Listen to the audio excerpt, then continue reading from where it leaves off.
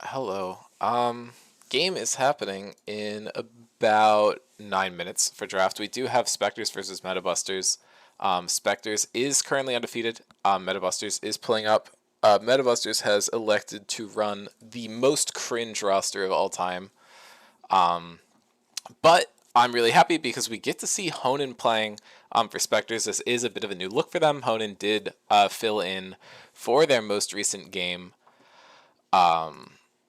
And absolutely popped off on the Thresh, was partnered with Sar versus Senna. I'm not sure if we're going to see that again. I would like to see some respect coming out from Metabusters and just take that pick off the table. He's been performing really good on it, but really well on it. Just completely dropped my train of thought. But anyway, Rex was egoing Avery a bit on the post-game interview last time, saying that he could just out-macro him, and it doesn't matter how well Avery plays in lane. So I would like to see him get proven wrong. I think that would be pretty funny. Getting to see Zarius versus Mason or Jar is, really exciting as well. Brewer into Garrett, I think, is a bit of an interesting matchup. I think Garrett's gotten away with a lot playing into players who kind of play these safer, scaly champions that just want to sit back and farm, and his Lux has done a really good job of neutralizing that. I think Brewer is kind of the opposite of that type of player, so I think we're going to see a lot of really aggressive action coming out. In the mid lane, I think Guru is going to be able to snowball a lead a lot better than some of the other teams have. And I have no doubt that Sarvis and Honan are going to be able to make a mockery of the Metabusters bot lane. I think their draft is really good. I think as long as you take out the Twitch, I think there's not too much threat there. And I feel like Honan, with this insider knowledge of Jacob, is going to just be able to completely disassemble of him. So I'm excited to see that. I don't know. Let's take a look at some of these highlights. Brewer is the featured champion for Spectres. I think this is super accurate. He has a 61% win rate with a 4.7 KD. He's played about a new champion every 2 games. Syndra, Echo, Silas, Xerath, and Victor are his most played champions. Clearly an aficionado of the role. There's a lot he can play. He can play literally any variety of champion in the mid lane. We've seen Jhin. We've seen some other funky picks, so you really don't know what to expect when Brewer is in the game. For the other team, we do have Rex. He's going to be playing top lane here. I think he's definitely a strong spot to look for here. You might want to throw some bans into him, but honestly, with Avery on your team, you might be a little comfortable not doing that. The Pantheon you might want to see taken away, and I think there is always a flex alive if the Draven is left up, but we'll have to see how that goes. I think Avery can probably beat anyone else on their team very solidly in the top lane, so I'm not super concerned about it. But yeah, I think this should be a pretty fun matchup. Rex with a 63.4% win rate is edging out Brewer a bit there, but his KD is significantly worse. But he does play more champions. Part of that is just because he plays a lot more, or many different roles. Rex, best performing champion is his Pantheon.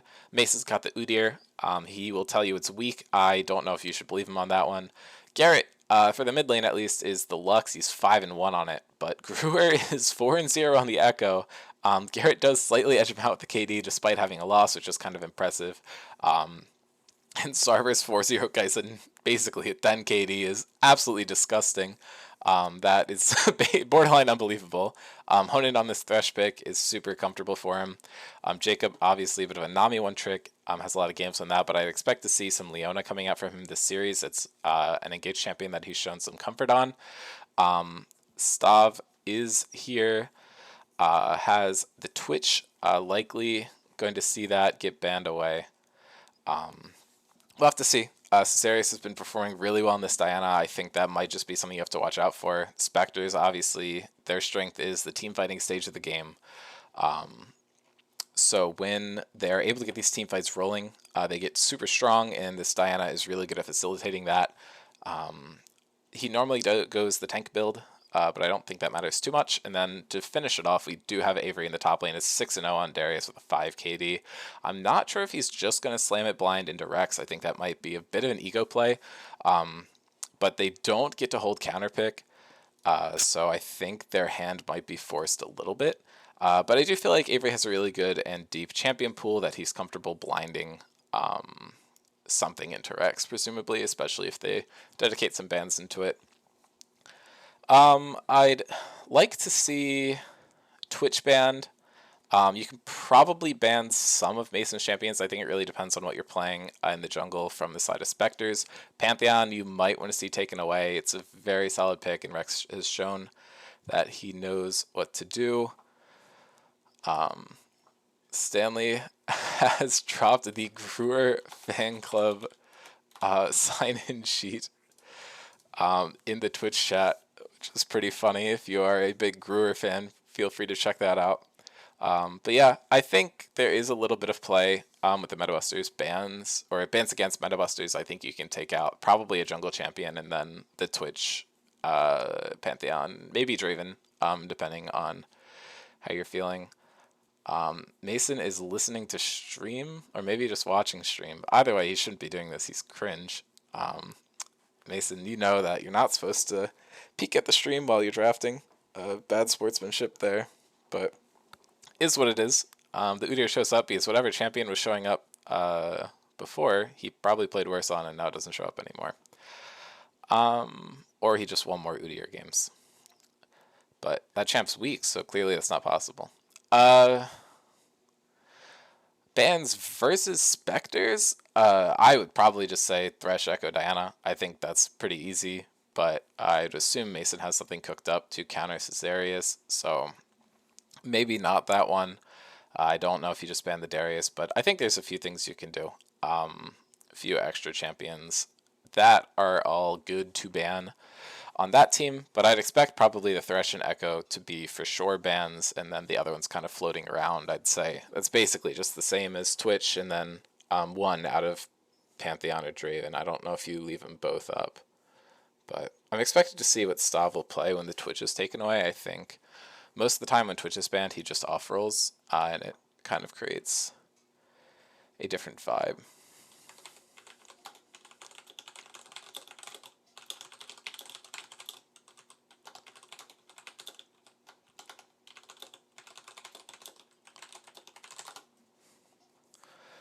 Well, draft is going to be starting in about 50 seconds, so I'm just going to kick it over to it, and we can just kind of soak it in for a little bit.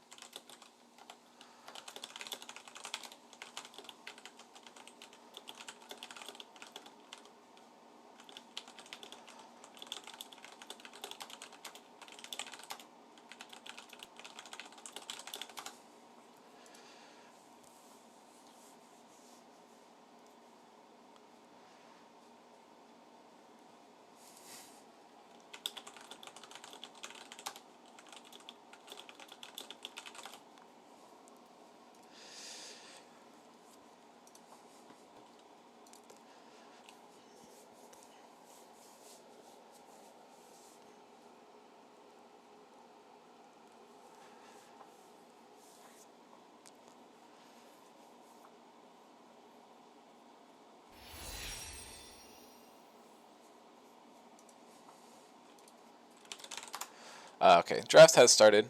This first ban is ticking down. It's going to be the Hecarim.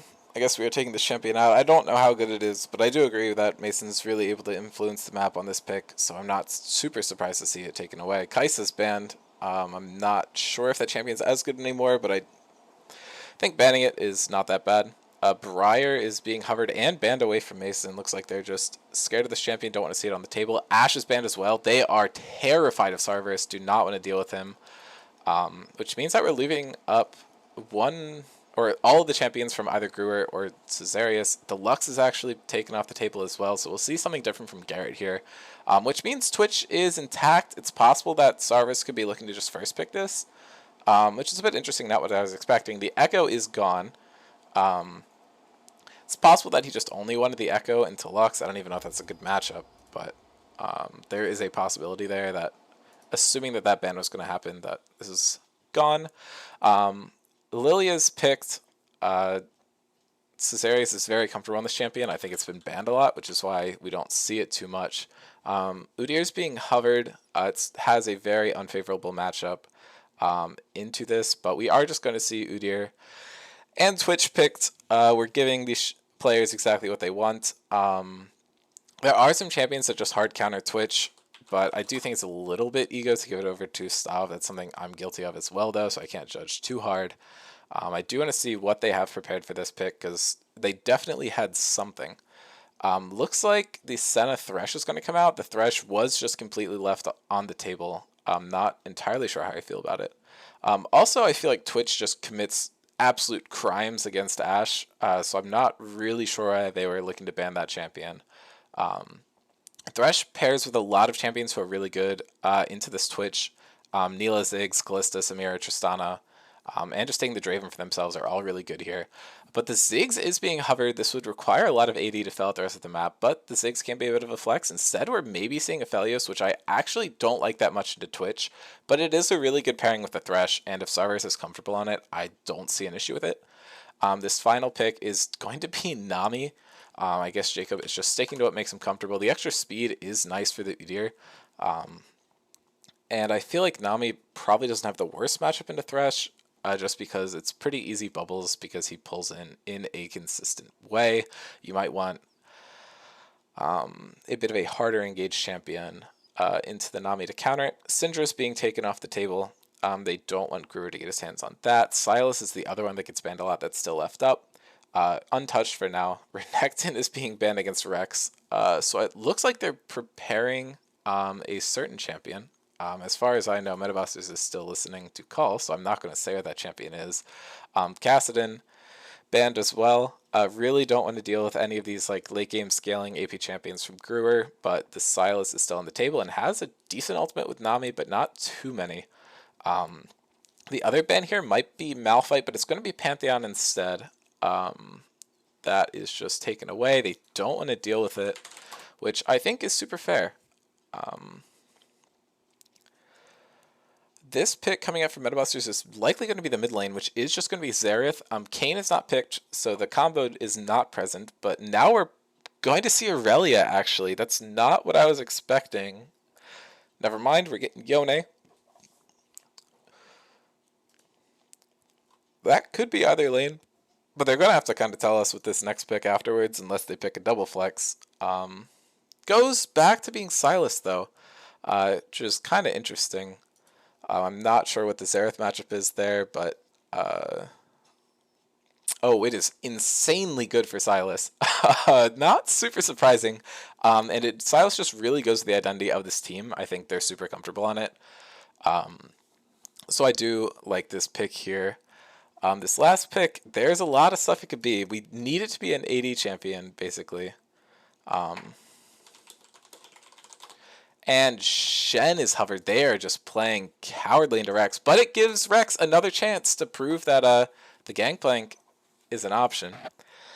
Now Rex is hovering the Darius, which he claims is not a winning matchup, even though it totally is. So he's probably going to use this as some measure of ego when he wins it, because it's insanely Darius favored. But actually, never mind. They didn't end up locking in the Ziggs, so they actually have Aphelios, so that's a decent amount of damage there. Slipped my mind when I was talking about the damage spread. Metabusters comp is a bit of a complete disaster. None of them really want to do the same thing, which is kind of annoying just to play. I think it's difficult. Spectres, I feel like all do want to do the same thing, though. You have a really good early team fighting composition that scales super well into the late game. They did do a really good job of denying basically any useful ultimates from Sylas, which is good drafting by them. But Darius wouldn't have really been different. But yeah, I like how this draft looks for Spectres a lot better. There's just a clear team identity there, which you're not really seeing from the side of Metabusters. Twitch Nami, I'm not a big fan of with just the two of them. There's obviously some stuff you can get done. But I just don't feel like it gives the Twitch the benefits that most Enchantresses do, and it doesn't really have the protection that you want from other champions. If I'm looking at the statistics right now, Twitch Nami is actually the worst lane combo for Twitch. It may also be, yes, it's also the worst lane combo with Nami. So I wonder if Spectres are going to be able to punish this. I think Twitch generally has a favorable matchup into Aphelios, but you could just hope that the synergy between those two champions is bad enough that Spectres is able to find a win. But it's hard to really tell. Aphelios Thresh is one of the classics. It's a very good combo. But yeah, I mean, I think Spectres is winning in matchups in basically every lane except for top lane, which they kind of just chose to sack. I think Avery definitely took Rex's words to heart because he has picked the macro champion just to show Rex that his macro is a bit better. Which is a bit interesting. There's not too much frontline for metabusters, but you're really just looking at the Udyr and then pseudo Aatrox. So that means that if Sarvis is able to find a good lineup with the Infernum ultimate, he can literally just crit and probably one-shot half their team. And Caesarius is going to be able to set those up really well because of that Lily ultimate. If he gets them put to sleep in a cluster, it's actually just game over in the team fights. I feel like Spectres has a good balance of the early going into late game composition. I feel like some people generally struggle to make sure that you have a bit of both. Because generally, if you are drafting 4 late game champions, you don't want to draft a 5th. I feel like Shen offers that for you. Metabusters also has a pretty good balance of that, but the Aatrox is likely not going to be involved in most of these team fights early, so it is a bit rough for them comparatively.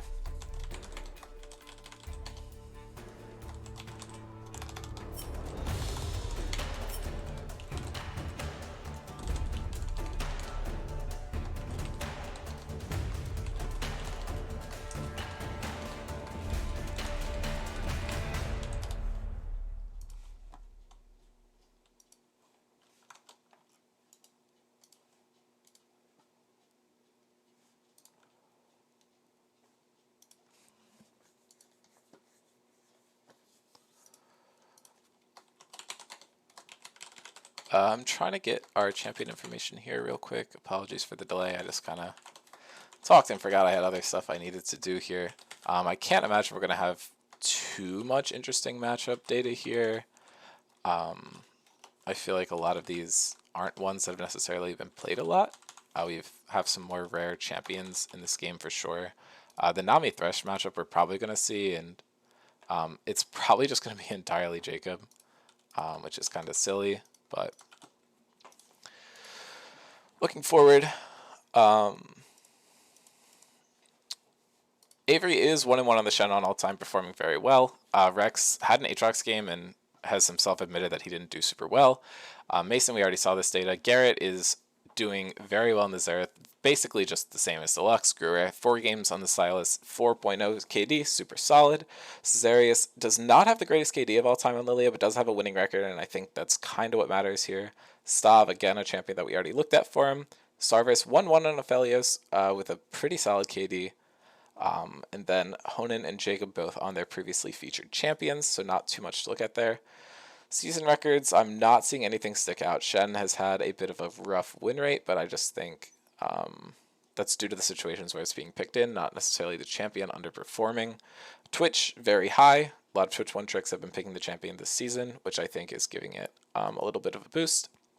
Going into the player matchups, Avery has played into Rex one time and absolutely wiped the floor with him. 13.00 KDA from him. Rex at the 0.33. Honan similarly, but the KDs are not as drastic. That was probably a closer game. Overall records, Shen still struggling. Everyone else doing pretty much fine. Twitch high win rate, a lot of one tricks, same argument holds. Lilia slightly out-edging Udyr in stats, although her win rate in the matchup is worse. Twitch 2-0 in the Aphelios matchup, that's what you expect. It's a pretty good individual matchup for the Twitch, and Nami is actually slightly out-edging the Thresh as well. So I think Spectre's only hope here is that the synergy between their champions is stronger than it is between Twitch and Nami, and they're able to make the most of it. I think there is a lot of rune work that you can do with the Aphelios to make sure that you have the right setup to try and kind of survive this, but it's a bit rough. I'm just playing as a lane because Twitch is going to hit his power spikes way before you, and he's going to be able to just kill you. So Thresh is going to have to do a lot to try and keep him alive. But Honan does have really good hooks, and I think if you're able to look for good plays here and get stuff done, I think Spectres may have a chance of prevailing in the bot lane, despite the historically bad stats in this one-on-one matchup. We should be getting into game any second here.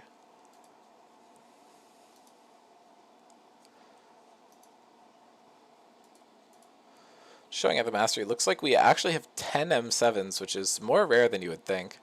Total mastery points are a bit higher on one team. Stav and Mason are making up basically 1.5 million on their own. Mason's almost got 1 million just on Udyr by itself. I wonder when it's going to pass the Yi for him, but you know.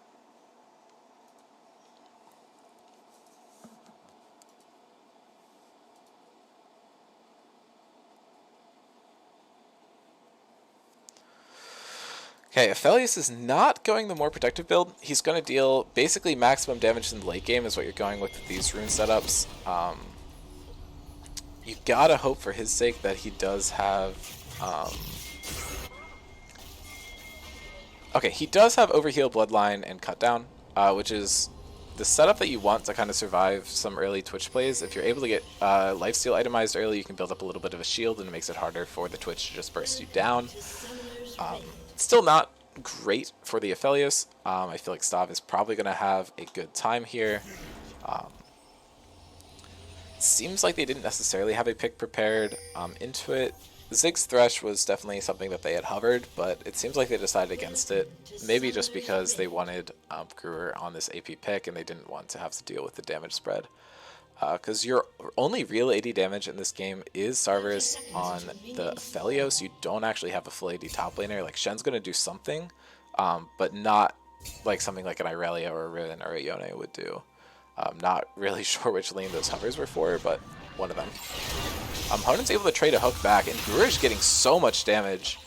Garrett just a little out of position there. Honan taking a tower shot, but that is ultimately just forcing a base out of the Xerath.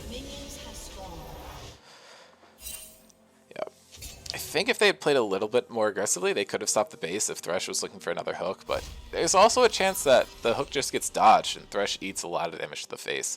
Honan's looking to channel a recall here, possibly.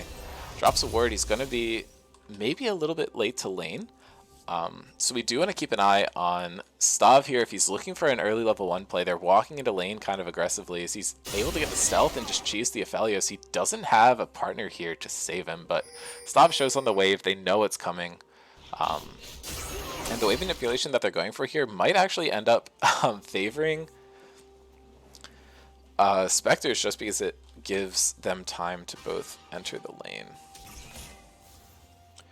Yeah, I think Thresh is actually out of range for a couple of these, but not entirely sure.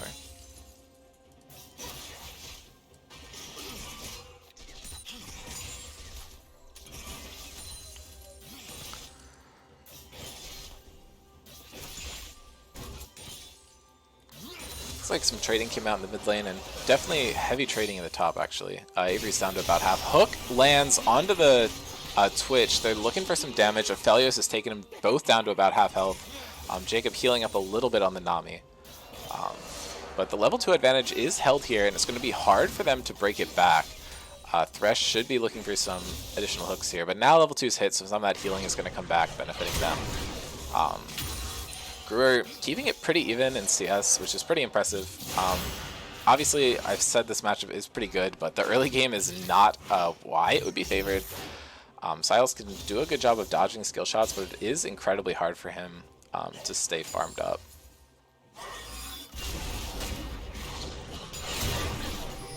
Yeah, really good dodges coming out here. And it looks like they're trying to get vision of Mason. They know he's in the bot lane. but they're not really looking to make a play on them. Avery trading really well here, trying to stack the grass, but now he's in a bit of trouble. He gets pulled by the Aatrox, is able to hit the level up, which I think possibly is going to save his life.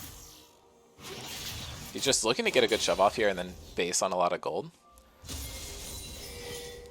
Being able to out-mechanic Rex in the early game here would be completely ridiculous from Avery, by the way. He gets a taunt, does take a tower shot, gets a lot of damage, and goes into the zone, but that tower shot is going to cost him, and he gets first blooded by Rex. Really well played there by the Aatrox, but the misstep is definitely costing him there. Caceres is getting just run down by the Udyr, and Gruer knows better than to try and mess with him.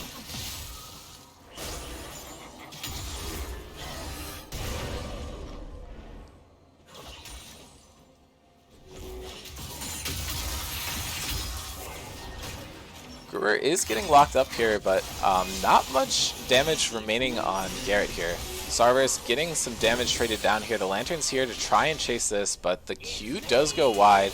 Twitch looking for the re-engage here. Honen's falling down quite low, and there is no defensive summoner spell available. The exhaust was not used, and that is a kill going to basically every part of the map. For Metabusters in the early game, looking really good for them so far.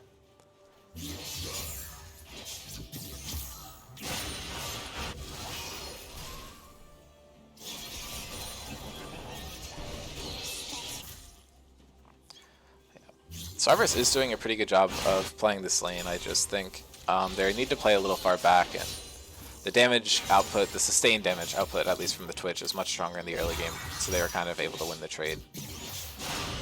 This 2v1 is not going to go great for them in the top lane. Aatrox has a lot of healing, so it's going to be tough for them to try and get much done, but I think they're just trying to escort the wave in so that Caceres can reset.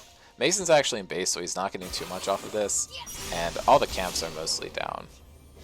So it's not a bad play from Caceres. He is down about 11 CS though.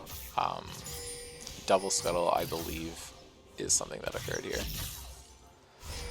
Rex is hit 6. Avery is still sitting on level 4. That is the big downside of having someone usher your wave in.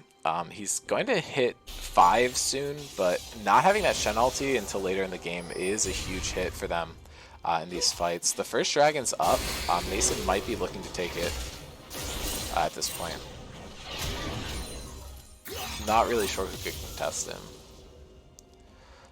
Lots of level leads across the map, actually. Sarvis is the only one on Spectres who has any sort of level advantage. Honen is going to get spotted out on this ward. They're giving away that they have vision by charging the Q there. So Honen probably knows you're just going to leave immediately. If that skill shot was not thrown, he might have stayed, which, you know, could be better or worse for Metabusters depending on what you're thinking. There is a rotation going back down to the bot lane. Honen's maybe looking for something, but as I said, Mason is going to be starting at this dragon. They're just going to burn it down. It's going to be really hard for there to be a steal. Lily is throwing some stuff over, so they have vision of it. There actually is a fight going down here. The double bubble was hit by Jacob. Good play there, but Caceres is getting so much damage, forces the flash out from Jacob, and now Gruer is getting caught out a little bit by Mason. The ults comes down, but Honen's able to secure a kill, and Sarvis is so strong. Red, white do fight for Sarvis, and he's going to be able to pick up both here. The Aphelios coming in crazy. I was talking about how the synergy from the Thresh might be able to make them make up the lane, but no, Aphelios just left alone. It seems like they weren't respecting the boundaries of the champion at all. He was stacked up with so many shockings there. Kind of want to see the number. But yeah, that damage output early in the game is insane if you just leave him unchecked. Now Rex taking some tower shots, but it's not going to go as poorly for him as it did for Avery earlier in the game. They definitely made good use of that pick. Stav is not going to get hit by that hook. He just had a good barrier of minions around him. Makes it really hard to get anything done. Avery did actually just take a lot of damage. Probably just got hit by a combo from Rex here. It'll be interesting to see if he's able to survive this. There is no flash on the Aatrox, and there is on the Shen, so there's an outplay potential here. Unsure if it's going to happen. Caceres is lurking in the wings. There's a lot you can really do here with this flash. The taunt comes out. He should be able to flash the Q3. Doesn't even hit anyway. The Drowsy's coming out, and Caceres is going to look for a full charge here, and he's just going to be able to pick him up. really well played by Spectres there. Avery just messing with Rex. He stays on really low health. Had that flash advantage, so he was never in any danger. Now he is in danger, though. The Udyr is sitting in his lane. So he's just going to need to push this out and back. But now Shen's hit 6. So he's kind of reached his potential in the game. Mason is going for another early objective. This team has a lot better objective control, but I think they still have technically a gold lead in terms of effective power because of the dragon, but early game and the stat scale, it's kind of hard to tell. But after claiming the gold from getting the Herald, I think it's even back out, and Metabusters does have a solid advantage. A root is going to come out here from Jacob. Honan just tries to buffer the hook as he gets bubbled, but it's just outside of range, isn't going to be able to get it working.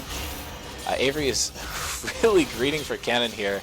Goes in, which I'm not sure is the greatest idea here. Now both of them have flash, so it's going to be really hard to get anything done. Wide pan away. The flash was burned from the Shen. The slow comes out. The W is actually canceled by an Aatrox knockup. But now Mason shows bot lane, and the Twitch is present. Honan does not have the exhaust available. Sarvis is looking to output as much damage as possible. The Xerath ult is coming down now. Cesarius is looking for a play top, but gets slammed by Rex. And this is just looking really bad for his Spectres. A lot of trades going down across the map. And the weak side police is in a bit of trouble. He is the one who is being put in the gray screen jail.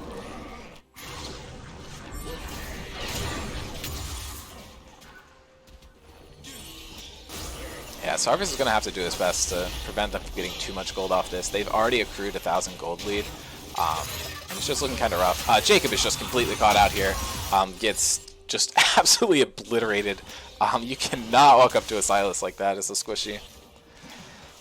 Which actually does give Spectres a bit of leverage to get back into the game in terms of gold. And now since Stav is left alone, it's looking kind of rough for him as well. It doesn't look like there's really a play here. Honan's hook is barely missing. But yeah, I mean, Avery's just completely getting zoned off. CS, he's super far down.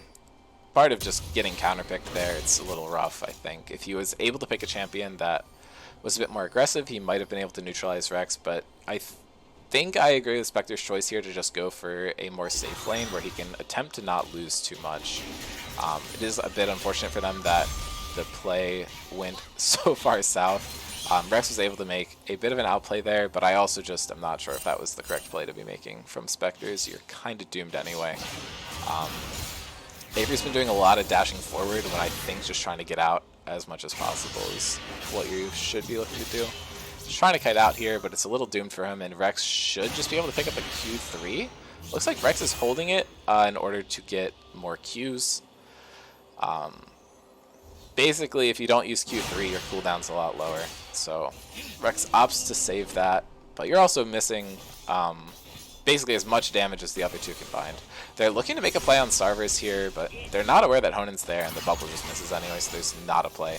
Honan, very close hook, isn't going to get hit. Cesarius is walking up now, but he's going to be spotted by this control ward in the bush. Is just going to be able to clear it out. Drops one of his own to counter it. And that's going to be tough for them to clear out and gives them a bit of a vision advantage going into Dragon. But the Scuttler is down. Now they're trying to 4-man this. Or they're just baiting. They're kind of all standing on it. Two members rotating down from the Metabusters. And Honan is almost just getting one shot here. Hits the hook. The shield is almost enough. Saris now has the correct guns again. He could have a lot of damage output here. But the Shen ulti did come down. Saved Honan. Who now hits a crazy hook on Stav, pops the cleanse, is not able to get out though. Sarvis is almost able to grab Mason, is not actually able to finalize that kill. So it's a 2-for-1 in favor of Metabusters right now. But Avery is sitting in a bush, is looking for the kill onto 2 here. But they're both so low. Is he going to be able to get it? Hits a good taunt there. Now he's falling down super low. Gruer is looking a little rough. Rex is going for a lot here, but is not able to get too much done. Gruer does not burn his ult to try and fish from Mason, which is maybe the better play, and now they're just going to be able to secure Dragon. But they're down 2,000 gold, so it's a bit rough. Gruer is spacing really well to avoid being getting hit by any of this stuff, but Rex is just taking the turret on the top side. Definitely punishing the Shen for that play, and now it is a 3k gold advantage for the side of the Metabusters. in exchange for evening out the dragons. Honan is going for a play here. Gruer's falling down pretty low. Might just be able to grab the solo kill by himself.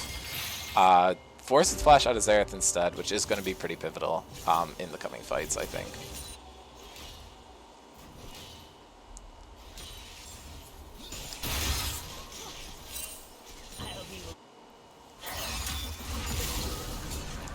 Gruer is super low there, knows the Xerath range well and just stays out of it. They're making a play bot lane.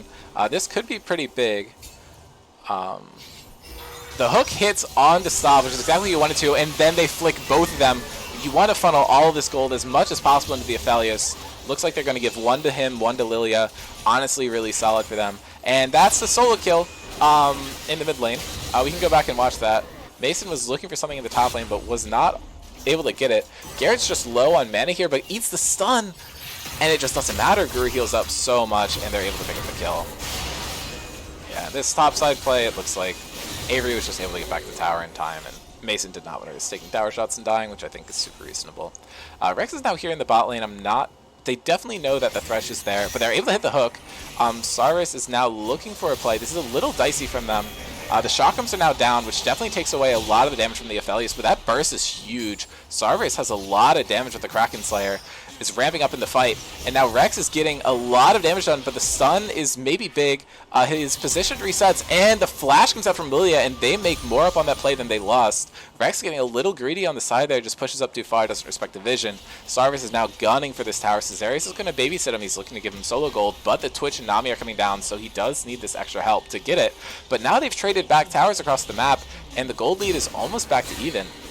With these objectives even, and I definitely like the scaling from Spectres a bit more. Cesarius is now trying to run out. The root comes down from Twitch, and they're just going to be able to walk away. The ultimate has expired, so Twitch is not going to have the damage to kill him.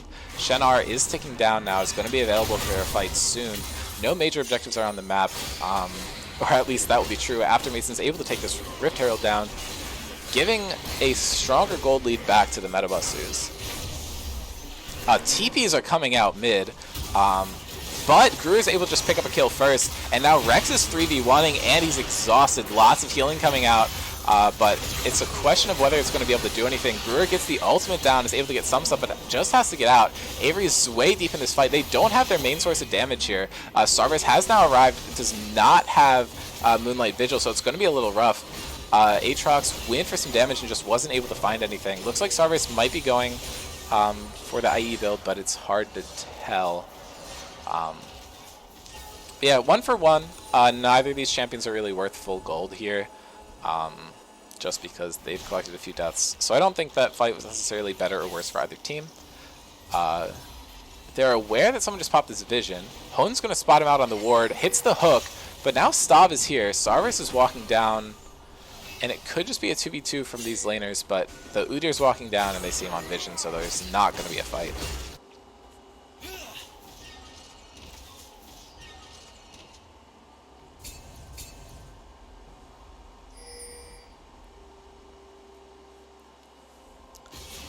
Yeah, I think if they're able to find picks on the Twitch and Xerath, which I don't think you're going to struggle with, considering you have Sylas Lilia with a Shen, I think this late game is super favored for Spectres. The only real advantage that Metabusters has going into it is that they have some long-range damage that's going to be tough to deal with. The Aatrox is going to fall off a lot, as well as the Udyr. The tank shredding builds are coming out from both Aphelios and Lilia. You have the Demonic, which is going to get you a lot of work. Gank is coming down now, spotted out by this ward. That's a lot of speed though, and the Everfrost is actually really smart here. It's going to be able to hold down both fighters, and Gruer just sidesteps everything. There was a kill coming out from Stav on this other side of the map though. Did miss that while watching this bot play. Yeah, and Honan gets grabbed by Rex there, and is just getting gunned down. Just too much damage. There was a good stun though, forces out the cleanse for a later fight, which might matter, but they were just down a few resources there. Cesarius is trying to get away here, and they're still sieging on bot. Cesarius and Sarvis might be able to pick up this play, getting some damage down. The Drowsy comes out, but the Lilia W is going to get cancelled by... Yeah, that's a little rough. And now Rex is taking a lot of damage from the chakrams, but the vision is so hard to play around there, and Metabusters is coming out on top here. They're up a kill and about 3,000 gold. Huge deficit for them. Okay, actually, Starburst is running away. Is just going to be fine here. But huge deficit for them in the mid lane, but Spectres is also suffering a lot on the top side. And I believe Mason is going to be up a lot of gold. Yeah, so just securing these solo objectives and the double Rift Heralds is actually getting them a lot of money, which might not be something you think about too much. 3 towers to 1 in addition. This is a 4,000 gold lead. The next dragon is up already, so it's basically just free for Metabusters here.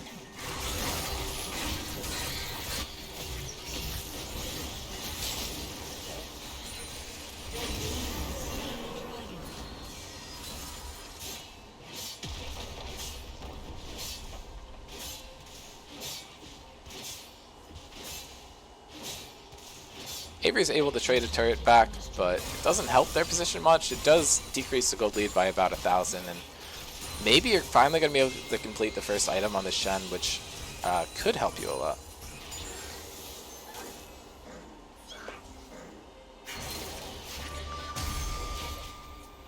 Caesarius farming up. He is down a lot on the Udyr. Udyr going for an interesting build here. It's probably correct. I just haven't seen it, so I don't have too much info on it. Stav is stealth here. They don't have vision of it, but they can kind of tell by the way that Jacob's playing.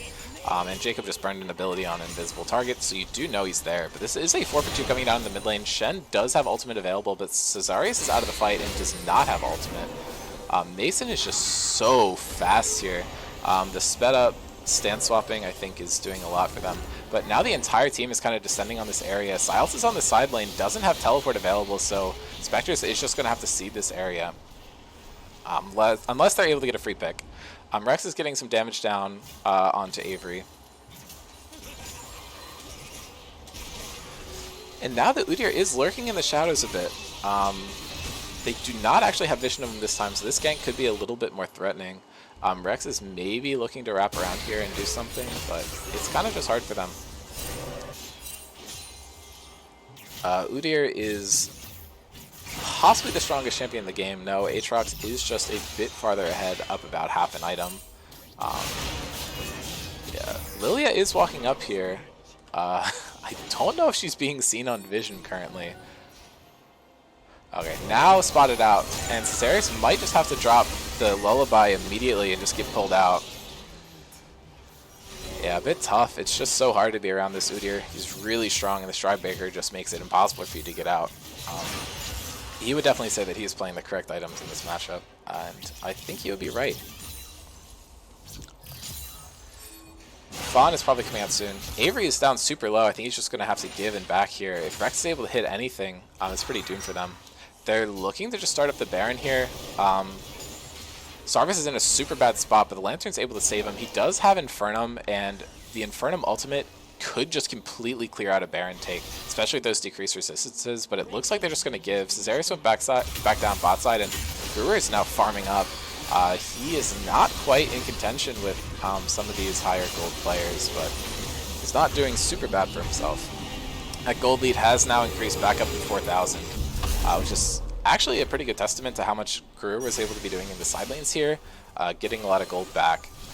This Aphelios is absolutely terrifying, by the way. If you get caught by the wrong few abilities in the team fight there, it's pretty much just fight lost instantly if he's able to get the right burst down. But he's pushed up a little far in the lane. Honen's been doing a really good job just kind of reeling him in when it's needed. Sarvis is probably going to walk down and grab this red buff here, getting himself empowered. The next fight that we're probably going to be looking at is this 4th dragon, minute 30 left on that. Could be soul point for Metabusters. Chemtech Soul is actually going to be really good on Udyr and Aatrox. Normally it's just not that great. And they find Avery here. He's just going to try and walk away. Xerath ultis are coming in huge here. He burns a flash, but it might not be enough. But now Caesarius is looking for the Drowsy here. Double flash is actually thrown down. Udyr not taking Ghost this game. So that is gone. Rex is just pushing down here. The Baron just makes him so oppressive. He might be able to find this control word. I'm not sure if he's really looking for anything. No. just sitting in the Krog camps. Sarvis is taking some damage. No ult is burned from the Twitch. And now Xerath has shown up, getting some poke down, but he's only at 2 items, so he's not going to deal insane amounts of damage. Now Rex is going in a little bit. Sarvis is sitting back. He's dodging the poke. They have not initiated onto Rex yet. He's still left alone on the side lane, and that does a lot of damage onto Sarvis. That ultimate is not left alive, but Stav goes for the flash. Really good play there. Just wiping him out. Zarius is getting CC'd, and Jacob has now dropped down to half health. Rex is just going to go for this play, and it's looking a bit over for the side of Spectres here. They're down 7k. It's going to be really hard to make this advantage back. Yeah, this next dragon is going to be claimed. Soul Point is going to go over to Metabusters here. The Aphelios is exactly who you need to pick off in fights, and Garrett just kind of sweet spotted him with the W, and that does too much.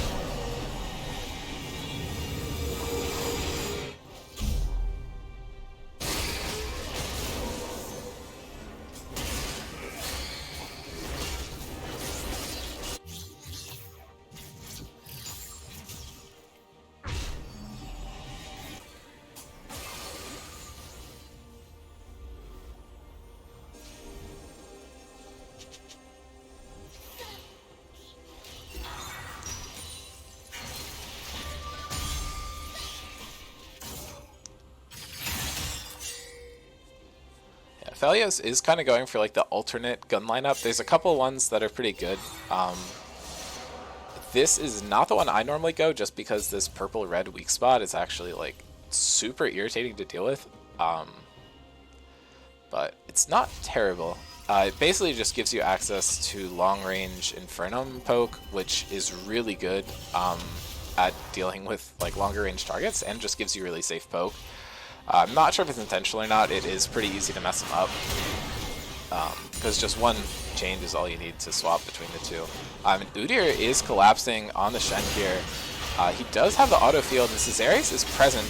There's not too much for them to do, and Garrett's just able to pick it up. But the flank TPs are coming down from both Brewer and Rex. The shield coming out from Mason is incredible. Stopwatch comes down from Brewer. They're able to pick up just the Udyr for now. Honan goes in, swaps places with Brewer, basically, and now Sarvis is here, free hitting on the Aatrox, is burned down for half his health. It's hard for them to keep going here. The rest of the team is flanking. Caesarius is falling down a little low. The hook misses. Caesarius is now falling down quite low. Rex is healing up from all this damage, and now Honan's just caught out of place. If Brewer's able to find the angle onto Stav, it might be over, but he does not hit the E2, and this is just going to be game for Spectres. I don't know how they're going to be able to defend against this. Maybe not, actually. There's no wave and no Baron up, and the Shen has come back alive. Something Metabusters has been doing really well this game is they've been finding good picks onto the Shen in the side lane. You definitely need to be able to pick off the Shen early, because otherwise he's going to be able to support whoever's getting picked. So just collapsing on him fully is pretty good. Sarvis is now just getting run down by Rex. There's literally nothing he can do. The Aatrox is just too strong. Yeah, now with the respawns desynced, it's a little rough. They can probably just grab this Baron here on contested and end. There's 5 minutes, or 55 seconds left for the Baron. Aatrox just grabbing a reset here. Maybe just looking to grab a kill here. He's getting poked down by Lilia, and 2 members of Metabusters have backed, but Caesarius is just kind of caught out all by himself. Gets a double drowsy, but the Xerath is not part of it. Is able to dodge most of them now. Brewer's on the backside. They're falling down super low, but Brewer just gets completely melted. As I said before, there's no Aphelios up, and that's most of your damage. It's pretty hard to get too much done here. Rex is getting hooked, but you just don't have any way to fight him.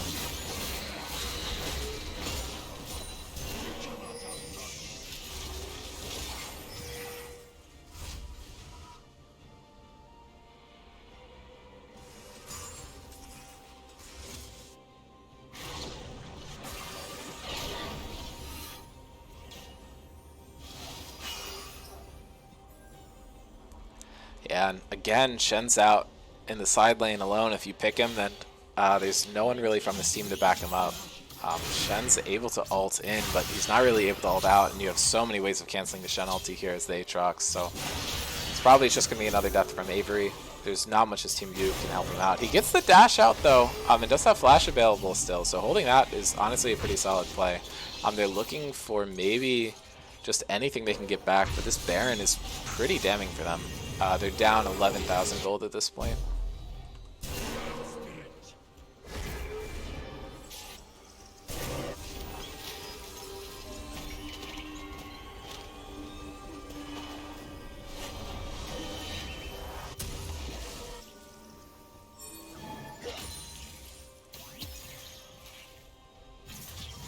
Avery is caught out here, but he's able to take the Empowered Blast Cone, but Rex is just looking for a hard flank here. If you're able to protect the Aphelios well, I think you can be in a really good position, but he just gets flashed on. But now everyone's collapsing onto the Udyr, knocking him down a lot, but that shield's huge, and now Rex is showing up. The Xerath ultis are coming down, not really hitting anyone. Jacob is going to fall asleep and just gets popped. Rex is taking barely any damage at all, and now Xerath is just free firing, and so's the Twitch. They're able to pick up some, but Sarvis is just dropping down so low, but the ultimate comes in huge. He's able to get some damage back, but Twitch is just going to burn him down, and now there's nothing more you can do. It looked like it was a good fight for the Spectres, but they're just down too much gold, and their main damage threats from the other team weren't even there yet. They show up, they get the Chemtech Soul, and now there's just nothing you can do. The Aatrox is never going to die when he has Chemtech Soul, and the Xerath and Aatrox should just be able to walk in and take the base here. I feel like MetaBusters was able to get a lot of early kills before the skirmishes in the mid game that happened that make Spectres really shine. A lot of disrespect giving both the Udyr and the Lilia over. The Udyr and the Twitch, I think the Udyr they dealt with pretty well, but the Twitch seemed to be a thorn in their side all game. I think Aphelios is maybe not the correct pick into that. Looks like Spectres has opted for red side. I think this is definitely the correct take here. Giving yourself counterpick in the top lane is going to alleviate a lot of your issues. I think what I'd like to see from Spectres going into this is just more confidence from Avery. I think if you pick a more aggressive champion, I think you actually do have the hands to kind of outskill the Aatrox. There were a few plays that he made that if he was just on a champion that didn't kind of not do anything, I think he maybe could have won there.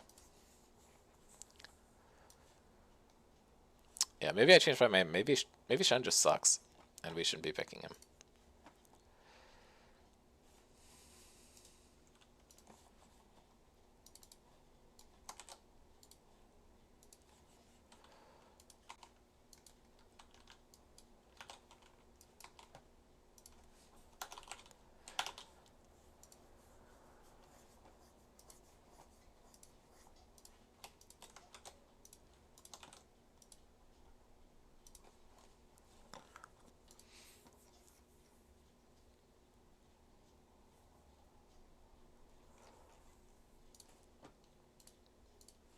Right, 30 seconds left until draft. But yeah, I'd like to see a more aggressive pick from Avery here, and I'd like to see the Twitch band away. The Aphelios honestly didn't look too bad. It's just a really rough matchup.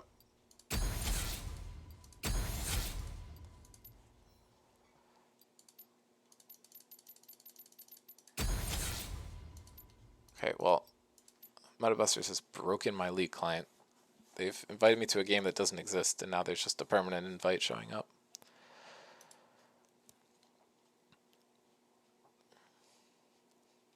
Yeah, I'm not even sure if you're able to leave up Udyr here. But we'll see what MetaBusters does to adapt. Kais is taken away, Hecarim's taken away. I don't know if either of these champions are necessarily deserving of a ban. Ashe is gone. Again, if you're looking to pick Twitch, I'm not sure if you ban this, but you don't have counter ban on red side, so not super upset by it. Udyr's been taken away. Don't want Mason on that champion either. And the Twitch is actually banned here. I forget what that leaves up particular. Briar is available as the change. Bans coming out from Meta Busters are the same. I want to see a first pick Briar. That would be fun. I don't know if that's going to happen. No, it is first pick Lilia, so Mason is still going to Ego, just in a different way. Thresh grabbed here. I think you probably want to grab Thresh jungle, or Thresh and then also jungle. I don't think hard locking yourself to Thresh jungle is a good strategy at all. Not legal advice or whatever. There are other champions that do quite well into the Lilia, so we could see any of those come out. I think maybe if we see the Ivern, that's another one of the champions that Saris has played a lot of, it could be solid. I think it also just mitigates the fact that you're down in jungle CS, which you are basically guaranteed to be against Mason. Guy is a bit good at the game. There's a few other picks. I think the Diana is also solid here, but I would like to see a jungle picked up here. It allows you to still have counter pick. They're just slamming Thresh Jinx. They actually just do not care. The Twitch is down, so they just assume that anything is good to go. I think Jinx also probably has a decent matchup into Draven, but we're not seeing the Draven. They're keeping Rex top lane. Lucian Nami's picked up. I think that is actually probably a decent pick into the Jinx, but the Jinx is also just really bad right now. Champion has a terrible win rate. Guru is able to grab this Syndra before it gets banned away. But yeah, it looks like Sarvis is really just opting into these super late game hyper carries. I like the Jinx a little bit more here because with the extra range you have on your Q, you're able to just get super far ahead because you're actually able to get early kills. Aphelios definitely struggles to do that and does better in lanes where he doesn't need to get anything done early and can just kind of outscale. Whereas Twitch was not a great matchup for him because he's able to punish him early, and Aphelios really struggles when that's able to happen. I don't actually know which of the two champions Sarvis is locked in have lower win rates. Neither of them are great. Yeah, Aphelios has 47 and 47.3, and Jinx is like 48.5. If you go to like what some would consider real elo, they both just go up a little bit. Both of Garrett's annoying champions for the Spectres are taken out, and double bans going towards Cesaris. This is not super surprising. Now we're probably going to see him pick whatever's left, and it's the Trundle. This is a bit unexpected. I definitely didn't have this on my radar. I'm not sure how well it does into Lilia, but it's going to slow you down a lot. And the insta-click can just interrupt the culling, which is honestly not too bad either. But yeah, really unsure of how this matchup works. It might just be neutral. Aurelion Soul is coming out from Garrett. I like it in principle. It's a little bit harder to play as safe as you can on the other champions, but it does really well into Syndra, so I think it should be fine. Looks like Rex is just blind picking Cassante. I want to see a Garen here. That shit is so funny. But he's also just baiting the Darius or the Fiora. There's a lot of different champions you can play into it. Kind of pick of the litter here. The Yasuo is looking like it's coming out here, though, which would be really fun. Not entirely sure how this matchup works. And we're going Gnar. Kind of sleeper. I think there's a lot of champions that Avery could just outscale Rex on, but clearly he's a little intimidated. The Darius would go absolutely crazy here, but we're not seeing it come through.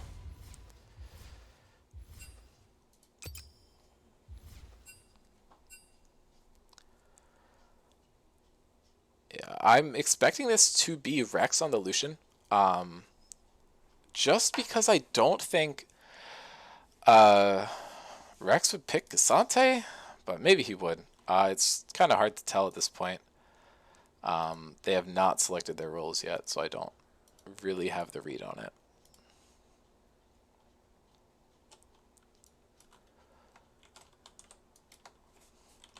And I know this Lucian Nami lane has been something we've seen before. No, it actually looks like it's still going to be Rex top lane, so...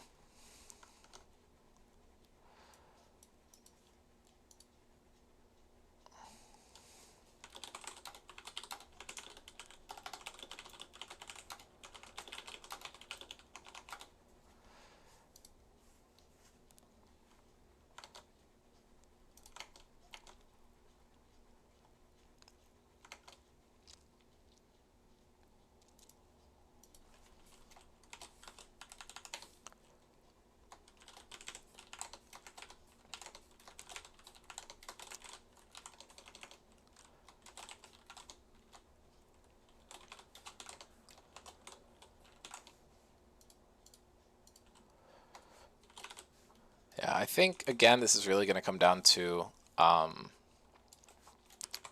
if Spectres is able to really hit their mid-game win conditions that they normally find, not necessarily like a team fight sense, just in a like player skill sense, they generally tend to do a lot better in those type of scenarios than they do trying to force a win elsewhere.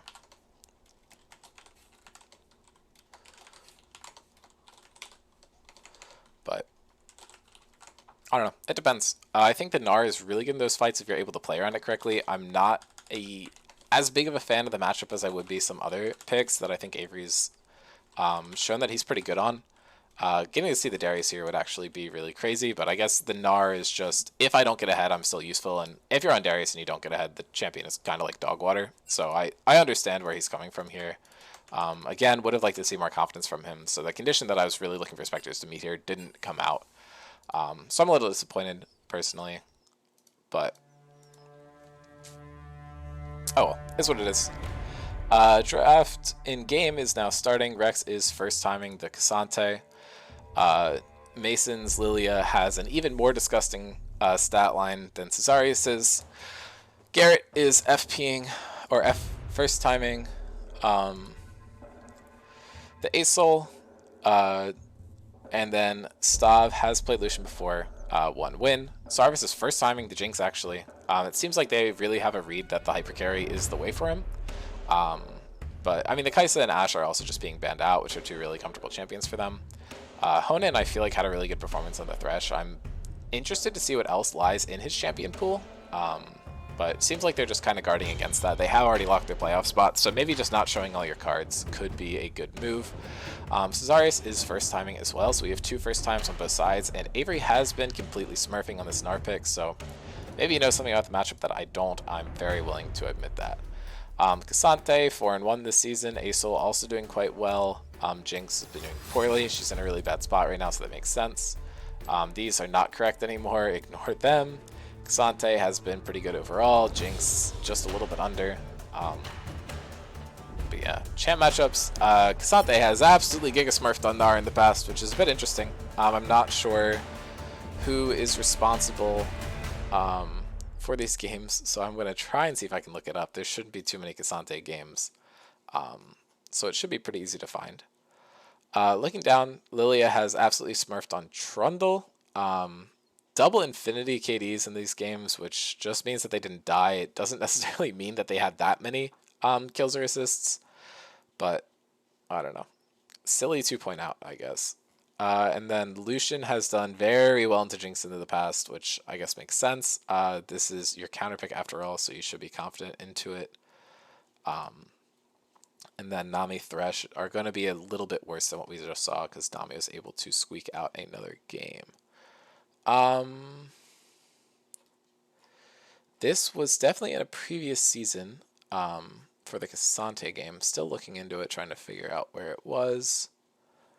Hadiri into Russ was the matchup. Hadiri went 5-0-9, and Russ went 0-7-1. Mason was 14-3 on Hadiri's team in that game, so that could have something to do with it. We'll have to see.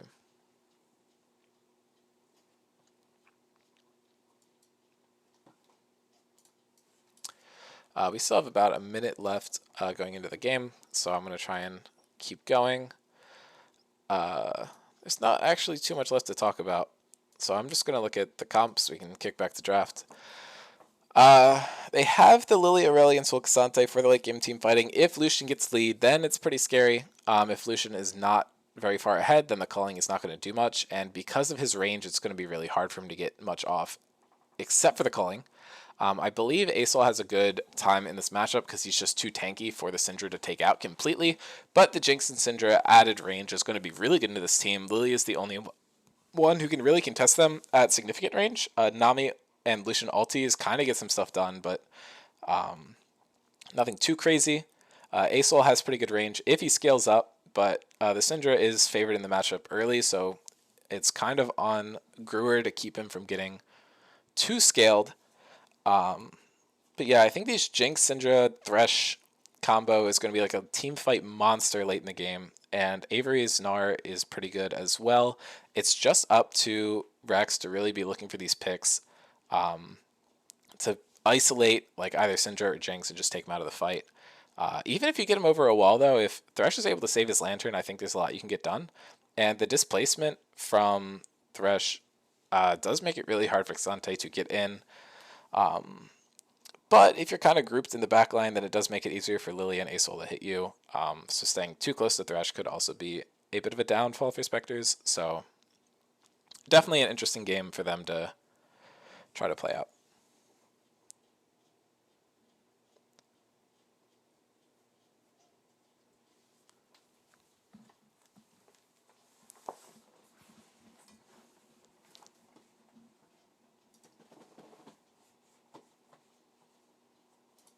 And we should be getting into game soon.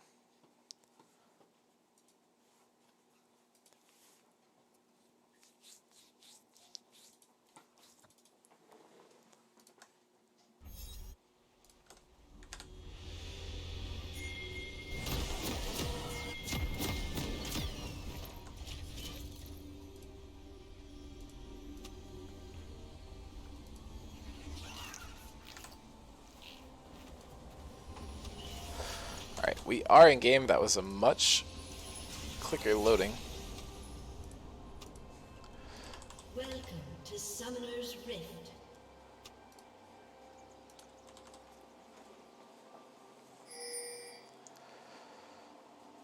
Seconds until minions spawn.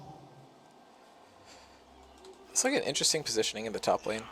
Rex is positioned in the normal spot, but Avery's looking to get some additional poke as the Xante is walking to lane if he goes this way. Cesarius was looking for maybe something in the mid lane, but it's just going to be pathing down normally. Not too much to look at here.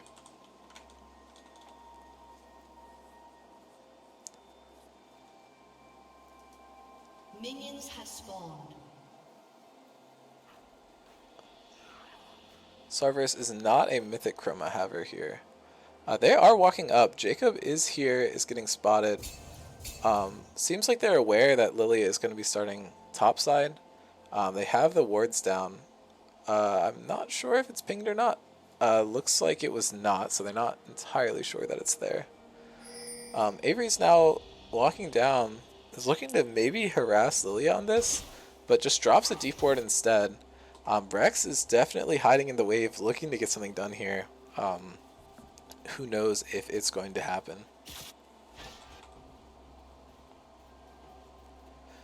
Now Avery is just looking at the wave. Rex walks out of the bush. They maybe thought that there was going to be a leash topside, but Avery actually misses a couple minions there. A bit unfortunate. Xante is favored in the early CS department. Garrett just drops an E down to the wave. Isn't getting too much off of it. Probably killed a couple minions though. Gruer, good early poke though. Getting a lot done. He's getting these early stacks, making good use of the first strike. Comet is being taken by Garrett here, so he just accepts that he's probably not going to be getting the first strike off here.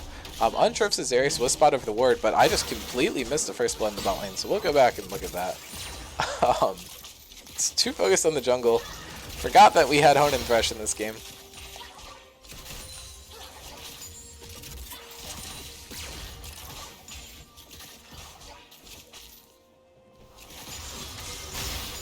Some poke coming out here, hits level 2 first. Jacob just gets pulled in, and that's so much damage coming down from Jinx. And Honen's actually probably going to fall in return here. Sarvis getting a lot of poke down, has the hyper passive, swaps to rockets, is maybe going to be able to get this done, and Stav walks up, flashes, oh my goodness, and Stav almost gets it, but Cesarius is just able to take the red buff uncontested. Seems like it took him a really long time, but that's just because I was skipping around. But yeah, 2 kills on Jinx is the last thing you want to see, and Nami was the one picking up the kill, I believe with the Ignite onto the Thresh there, so pretty much worst case scenario for Metabuster's bot lane here, with the exception of the possibility that they both died without getting any kills. And Jinx was actually able to do all that with Cull. It's actually surprisingly the best sustain item, but it's the worst fighting item. So the fact that they're still able to make it work is really impressive there. And Avery is actually making the most out of this top lane. Really good early advantage for him here. But Cassandre's going to be able to catch up to a lot of CS, but he's able to get a shove off so he can just kind of cheese a recall here. Grabs boots, is not opting the TP in here. But I don't think you're upset if you're Avery.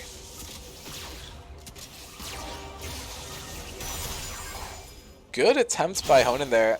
Did not hit the hook, but actually completely stopped them from getting anything done. But now the double bubble hits under tower, and Gruer, I believe, was able to just get the Lily out of there with a potential scatter. Cesarius is even in CS, has not actually managed to find a lead. Could be looking for a gank topside, potentially. Garrett super low on mana here in the mid lane, but it's just poking Gruer out.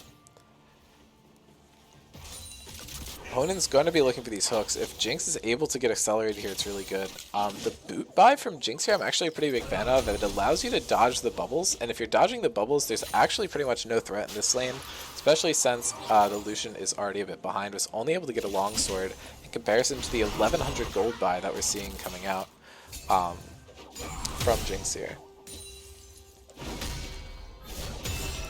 Rex is up a bit in levels because he hasn't had to take a base yet. And is up in CS, but that does mean that Avery has the item advantage, but only boots doesn't mean too much. Sarvis getting some poke down here. Gruer now getting a huge trade back. He's just trying to stack up. Has 23 already at 5 minutes, which is pretty crazy. Avery sniffing out that something's wrong here. Backs off, doesn't full engage, which could have been bad. And Gruer just not letting Garrett breathe in this lane. But he is down a bit of CS, but I just think that's a gank differential. The hook comes down onto the Nami, a lot of poke damage down. Sarvis just juking, is really afraid of the bubble coming down. But I think you just take the couple kills you have as Jinx and you're fine without getting too much here. Rex is maybe going to look for an ult behind, but Avery just slowly hitting. He does not want to fight here. He does not have Mega. He does not even have ultimate if he did have Mega. Just looking a bit rough overall. Yeah, and they're just pressuring Gruer so hard in this lane. They're not letting him actually get a lead, just because of the amount of jungle presence that's shown here. Trundle's farming up well. Cesarius keeping closer in CS than he was in the previous game, but is not able to affect the map as much as Mason seems to be. About 1,000 gold lead for the side of Spectres. They're playing this early game a lot better. There's no 0-3 map for them. They're actually up 2-1.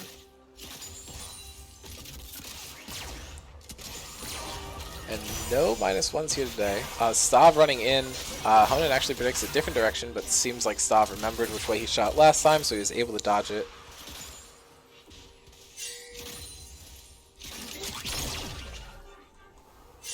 And now it looks like the jungler from the blue side is converging down on this dragon. We see Mason walking in. But Trundle's looking for a cheeky invade here, but there's actually nothing up in the jungle. So this is a bit wasted. Fight coming down in the top lane.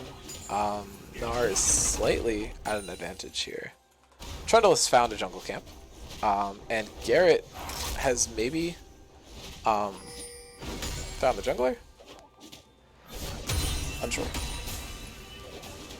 If someone can help me cast, I do want to go eat in 10 minutes because I'm going to have some podcasts after this. But Avery is whipped into tower. Is now falling down to half health, but Rex is even lower, gets stunned into the wall, and Avery does not have Q here, but is able to pick it up and walks out of the tower range, juggles the aggro. Insane, and that's a solo bullet from Avery. I take it back. He is definitely playing confident. That's not a play it seems like he would have gone for in that first game there. Gruer, really good cancel here, gets a lot of damage down, takes him down to half health. But yeah, I think Avery is playing up a little bit, but they do have vision on the junglers. Now the TP is coming back down. So Avery is just going to hit this last minion and just get out of there. Expecting a huge buy from him. He has a lot of gold after picking up that kill. It's up 500 against his enemy laner. Jinx quietly just got a 10 CS lead in the bot lane. This makes sense. She is just more powerful. Both of them have Noon Quiver, but Jinx is still up basically full boots. This control ward, once again, Cesarius really good with these wards. Getting some damage down onto the dragon.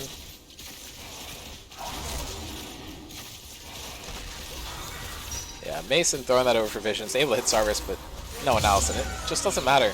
They burn the Drowsy, actually, but they can just cover this. Brewer's in a tough spot here, but is able to just poke Lilia out, and he's at 43 shards already. I think that's good. Pretty sure that's good, but not 100%. Avery now looking for another trade here. The ultimate is not available for Rex, so it looked a little sketchy, but it actually wasn't that bad for him. And Avery is just winning out the poke war here. The extra range from the Gnar is looking really solid. I don't know. Cassante and Jinx are both in the bad champion club this game, so I'm not really sure how much you can really criticize either of the picks because they're canceled out. But now Stav is taking a lot of damage, but they're kind of shifting damage from the other team kind of onto both sides. Sarver still has ultimate, but two low members from both sides of the bot lane, but Nami's able to heal back up, which actually I think puts them at a bit of an advantage. Gruber is able to completely poke Garrett out of lane in the mid lane and now has a bit of a 10 CS lead. Lilia is now running towards the mid lane though, sees that Gruber is a little low on mana, might be looking to get something done, and Gruber just kind of spent everything to shove the wave. Game state is slowing down a little bit. I think that's something you're completely fine with if you are the Spectres, but you'd want to see some more plays towards bot side. I don't actually think there's been many bot side ganks from Mason. That might be something you're really looking to do if you drafted the Lucian Nami. Otherwise, I just don't see the point of it. There's other pairings that are better with Nami. Or not better, but even with Nami and just work better. Stav does get hooked here. Sarvis looking for some damage. And maybe an ult could kill here, but he doesn't need it. He does. He will need it. Jinx Rocket has not come out yet.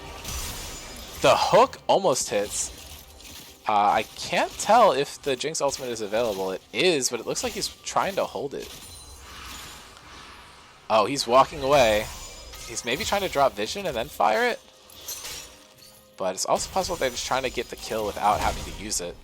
But Avery's in a bit of a tough spot here. But don't be surprised if we do see Jinx just drop a kill on the other side of the map. Mason flashes in. I don't think the flash Q is going to hit. And there's the rocket. Sarvis is able to get this, and Jacob has no mana, but he is pretty far away. Yeah, and they're not able to pick it up, but Sarvis, really impressive job there not walking to tower. Most people would have. Avery's flash was forced out by the gank. Garrett is now roaming down here, but there's just really not that much you can do. Fresh Lantern keeps him safe. The drafting here from Spectres is actually pretty interesting. Just across the series, something I didn't get to point out earlier. They obviously put a lot of prio onto Thresh. This is expected. It's Honen's best champion by far. He's just really good at the pick. But it seems like they've been prioritizing good pairings with the Thresh kind of over anything else in the lane. Kai'Sa Thresh are both solid, but they've been banned, so we're just seeing like the next best Thresh pairing and not necessarily the best champion for the game. Not that I think it's bad, it's just there's no way to really tell if they're picking it because they think it's really good versus Metabusters or just because it's good with Thresh, because both these champions are exceedingly good with Thresh. That Cull is down to 1 stack, and it should just be picked up here. Honen can grab it, and that is a lot of gold in Sarvis's pocket. He's up like 1,400?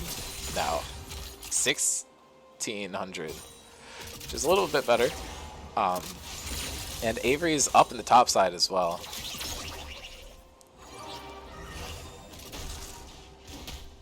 Rex is taking some damage off the tower, trying to sneak that gold lead back down to 0. He does have a bit of a farm advantage, but Mason's going for a play here. Does get hooked though. Sarvis is starting to get some damage on Trundles here as well. And Mason is falling down super low. The flash comes out from the Trundle, and Sarvis is just going on a rampage here. Gets so much done. And Rex is just losing on the top side. Must have walked up a bit too far and is just paying the price for it. And Garrett's basically just dead also. A hook comes out, hits nothing, maybe trying to predict the dodge, but so much gold is going over to the side of Spectres here. They're up 4,000. They look like they're playing like themselves this game. Not sure what the big difference is here.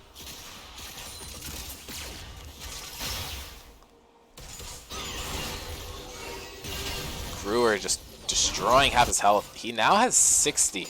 I feel like this is quick to have 60. Not entirely sure what the breakpoints are, but feel like Syndra has a lot of empowered stuff going for her at this point. You do need to be a little careful of Cassante ult in this lane. He can kind of just flip you around. This Jinx is a absolute powerhouse, though. Jinx while ahead is completely brutal. You just have the range. And Cassante does not pop R. But now that Lily is here, Rex could maybe be looking for it. And now the CC is crazy, but he's able to hit the stun first. That stun goes through. Rex gets away. It's falling down low, but almost an insane outplay by Avery there. I was a little too dumbfounded to even cast it correctly. But just played amazingly by him, but there's not much you can do with all the stuff from the other team. And that's a solo kill from Gruer. Does have to burn the flash to avoid potential tower stuff, but now there's a hook coming out into Jacob. Sarvers is still hitting Dragon, but eventually it changes his mind. But the Dragon is probably worth more than the Nami at this point in the game. Sarvis is now just using this bonus attack speed to clear these wards. And then they're just going to go bot and try and get some turret damage. Gruer is completely dominating this matchup. Is up 1,300 gold. Rex has actually reclaimed the gold lead, but they are down in every other role significantly. This is a 5k differential at this point. Spectres look to be in pretty dominant control of this game. They have 2 dragons and a huge gold lead, and they're now picking up even more gold. Got an extra 700 going into their pockets here. 5k advantage for the Spectres at this point.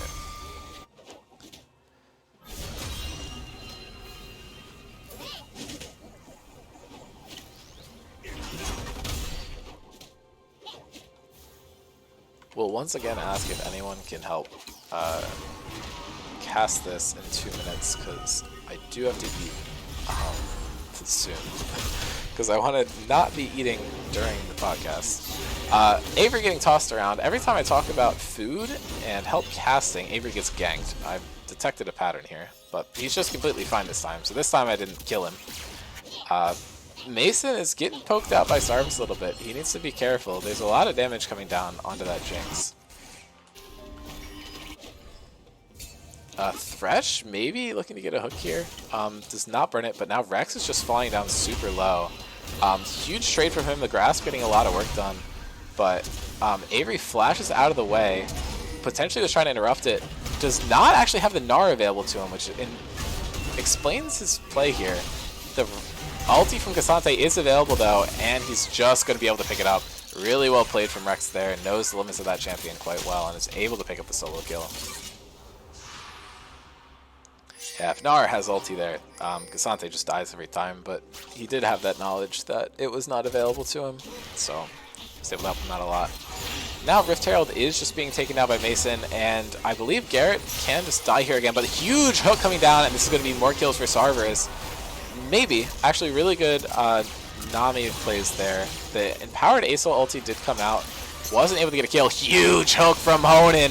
Hits Mason, he's fallen down super low, and both of these champions are really weak, just health-wise at this point. Sarvis can probably just free hit tower and look to swap focus onto these guys, but Stav cleverly clears the wave, zones him out, but now Caesarius is just going to be able to pick up the Rift Herald. Sarvis just got a kill. So exactly what I said could happen, did happen. There was just not enough respect towards the Jinx that was sieging the tower. Literally just walks up and autos him twice. That is pretty obscene. Sarvis should now just be able to take this tower. It's looking like a bit of a done deal at this point. Not really sure how you stop the 7-0 Jinx that has the entire team feeling for. But if you're able to, it gets a lot done for you. Avery's going for a play on the top side here, and Avery is just going to get counter-killed, maybe? Honan and Caesarius are here, but again, they're fighting without the ADC on the side of Spectres. Puts them in a pretty bad position, but Avery's able to get some CC down, and now it's just all on Caesarius, who is just going to be bursted down by the Trundle and the Cassante. Not much for them to do. There is a really weird angle here. They're able to hit the hook, but it comes down to the wrong... Oh my god! And Sarvis just grabs one across the map. There is no way. And that actually saves the play. It was going to be a 1-for-0 or a 2-for-0, but that rocket not only gets a kill, but is able to save Honan and Caesarius possibly. Now Sarvis is here. It's just going to look to run down Jacob. Jacob tries to cover his exits. Now Rex is running in. This wave is not going to hit him. And so much damage coming down from Sarvis. And he's going to maybe be able to pick up Jacob too.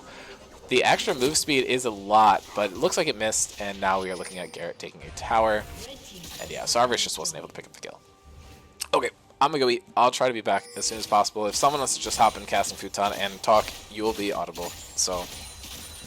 looks like Brewer was just able to pick up a kill there. I keep focusing on the wrong thing. Yeah, he just... oh, he flies into the jungle. They're able to spot it out. Huge hook by Honan again. And boom. Brewer now at 88 shards.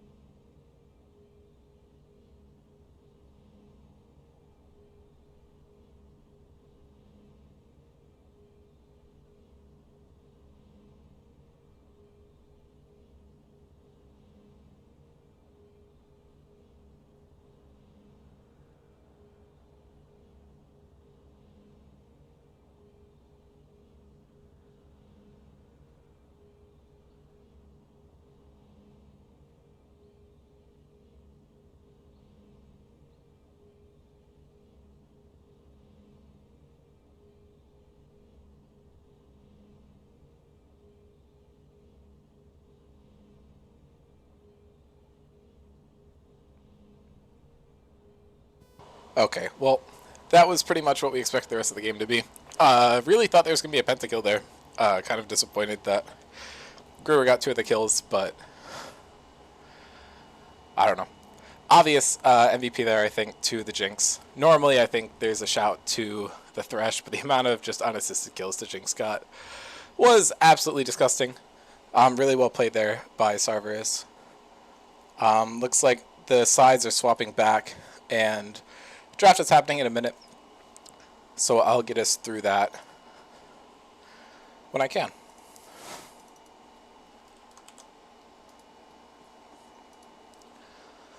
Yeah, I really well played by Spectres that game. I don't know. I think this just happens when you ban Twitch, and I think people have not really started to realize that yet, but, you know, now I think it appears to be a bit more noticeable. Draft is starting soon, but I just want to have the right records and stuff up for when that happens.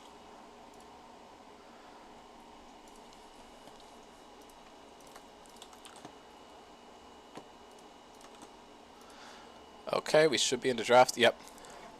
Looks like the same bans as last game, although Syndra's being taken off the table, Twitch gone as we expected. Either Ashe or Echo is being left up. It is the Ashe that's on the table. Don't know if we're going to first pick the Lilia, although it's a possibility. The Trundle did well, but didn't do that well. Looks like they're just going to blind the Thresh and try to hold counter for more of these players. Ashe is just first picked. We'll see if the Cerberus Ashe is something that was worth banning the whole time. Is a really strong champion. Looks like the Draven is just being locked in. They're sending Stav to the top lane. I hope Spectres realizes that's what's happening and locks in something super aggressive for Avery in the top lane.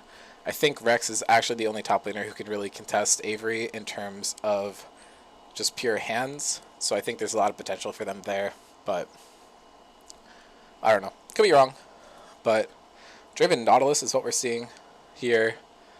I want to see what the counter coming out from Honan is here. It's just going to be the Thresh. I think that's probably completely fine. Ashe Draven is like, I believe, a not ideal matchup for Draven. Just slows him down, makes it really hard for him to get stuff done. Especially with this Thresh pairing, I really like it. Ashe Thresh, actually, I think the matchup stats aren't great. But Thresh does phenomenal into Nautilus, so I don't think we're too upset about this. The Lilia is locked in. We'll see what Mason's other strategy into this champion is. Briar's available. That could be something that we see here. Master Yi, I believe, is really good. If we see that, I'm going to rip my eyes out. Garrett locks into Lux. Knows that that won't get through the second round of bans, so just wants to get through it.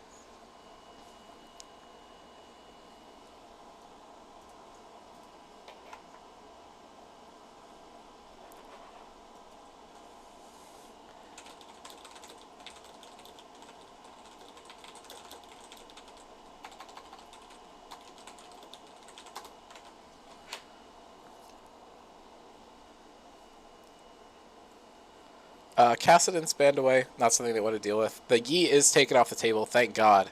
Not really sure what else Mason really has in his back pocket. A lot of the champions that deal really well with the Lilia are just either not strong enough for Mason to solo carry on, or just are carry champions that he's not particularly comfortable on. So I'm expecting to see something that's not necessarily a great matchup, and it's just something he's comfortable on. Metabusters is banning the Irelia. They don't want to deal with it. Probably just because it's a flex, but who knows? They would have counter anyway, so I doubt that that's the actual reason. There's a lot of stuff that you can be picking into Lux that's pretty good. Wouldn't be surprised if we see the Xerath come out. Bel'Veth is picked by Mason. This is ego at its finest. The champion is super hit or miss. If they're able to just get snowballed through the bot lane, then it's pretty good. Avery is just blinding Nara. He doesn't really have much of a choice. I think it's a pretty good blind there. And Irelia is taken off the table, which is kind of nice for you. Could see the Silas come out. Could see a Xerath. Ahri's pretty solid here. A few other things you can pick. Talia is showing up. It's a good pick, and just screws Bel'Veth and Nautilus over. Really liking that. And it also might prevent the Fiora that we could see come the top lane. No, it's something Staff plays, and it's pretty decent to the Gnar. But you might just be playing into their comp if you pick that, because the Talia is available, so it'll be interesting to see how that goes. Fiora is able to neutralize the Lilia pretty well, but I'm not certain if that's the greatest pick for them overall. But we will see. I think this bot lane is definitely good enough to handle Rex, especially paired with Jacob. I think that makes it a bit more doable. I feel like Noam would be very threatening. But we will see. Rest of these picks are being put down. Just trying to get knowledge of this.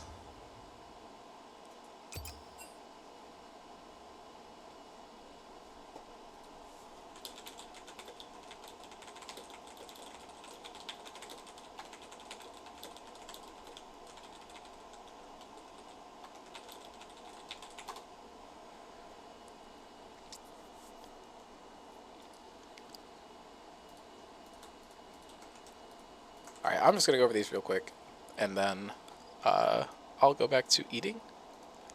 But player matchups not updated yet, so I really just want to look at champion history and matchups.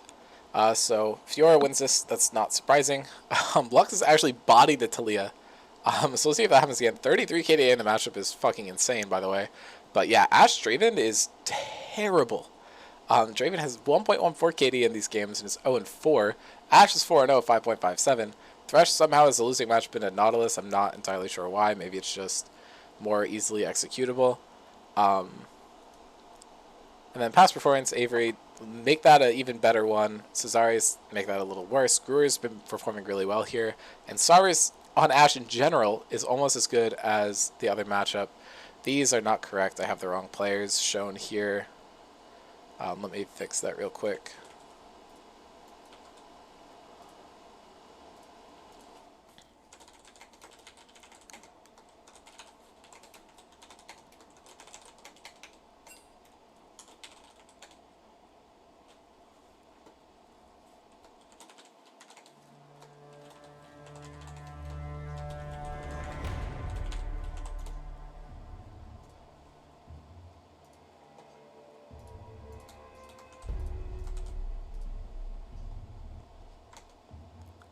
Okay, stop 1-0 on Fiora. Rex is 3-2 with a sub-3 win rate, or sub-3 KD on the Draven. Jacob 3-6 on the Nautilus here. I believe Honan is now 8-8. They've just been giving it to him all series, so I think just comfort tierly I think is way more favored for Spectres, but Maces never drops a game on Bel'Veth, so who knows? Maybe there's an angle there.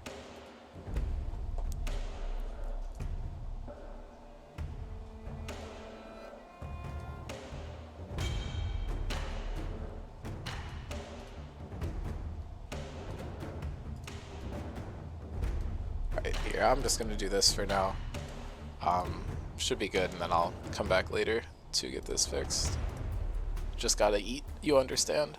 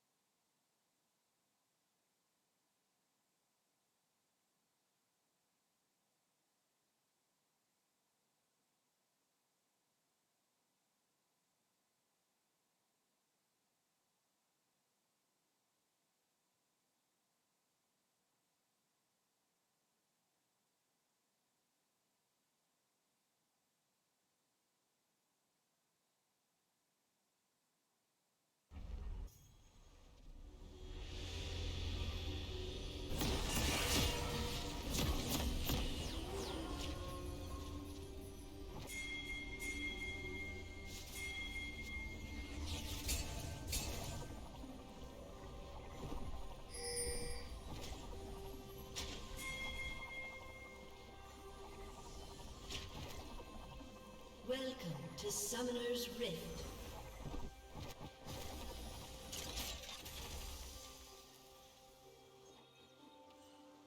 30 seconds until minions spawn.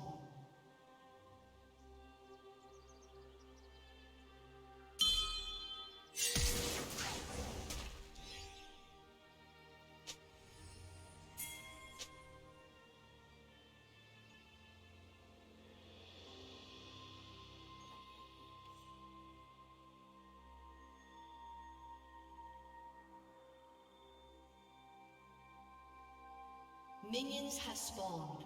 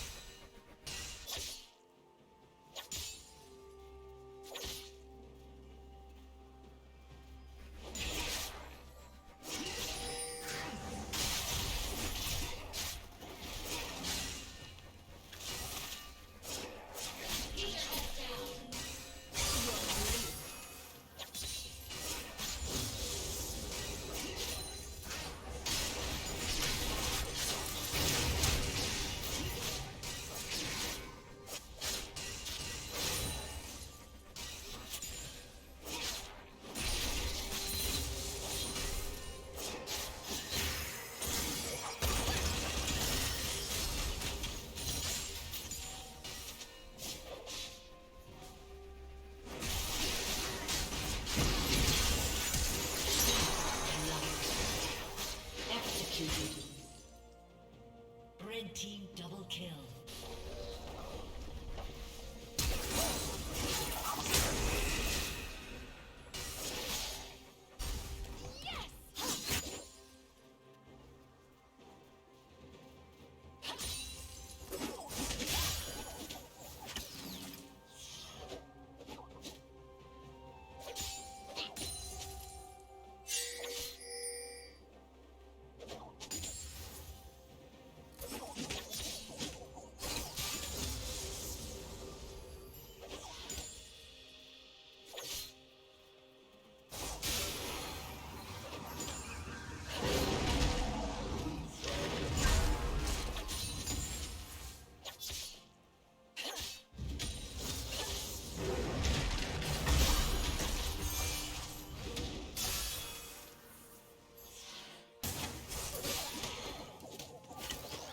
Okay, well, Draven's been doing Draven things.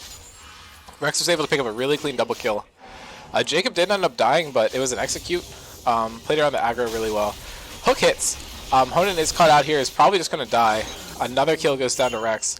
And Bel'Veth is here looking for the dive, but Starbucks is positioning really well. They did go for an invade, blown a flash and didn't get anything in return.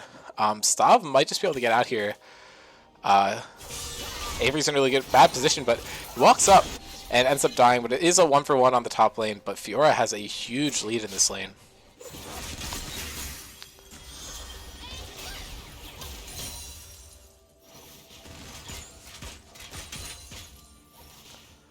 Yeah, so Zarius came down to try and stop the Darius, or the Draven, but the Draven just had way too much damage. Made it super tough. Wave state for Spectres is really bad here in the bot lane.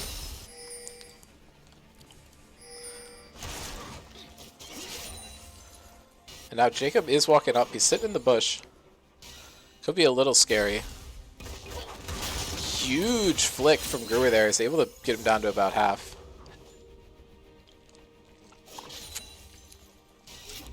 I'd say 2-level disparity here. And Mason's looking to set up a dive. He's on vision, but they're just going to walk off. And that wave is just forcibly shoving in. These bot laners Cerberus actually did just manage to hit 3, but Honen's at like half a level away from 3. They're in a really bad position here. They're up 3,000 gold so far. Draven getting all these kills just makes them worth even more. Now bot lane's kind of returned to neutrality, but fight is coming down top side. There's another 2-level gap in the top side, and Stav might just be able to pick this one up. Huge hook lands, but Ignite is burned. But Honen with a level 2 just doesn't have enough health. It's going to be really hard for him to live here, and they're able to pick this up. Rex doesn't have anything, but yeah, this is just a complete wipe for Meta Busters.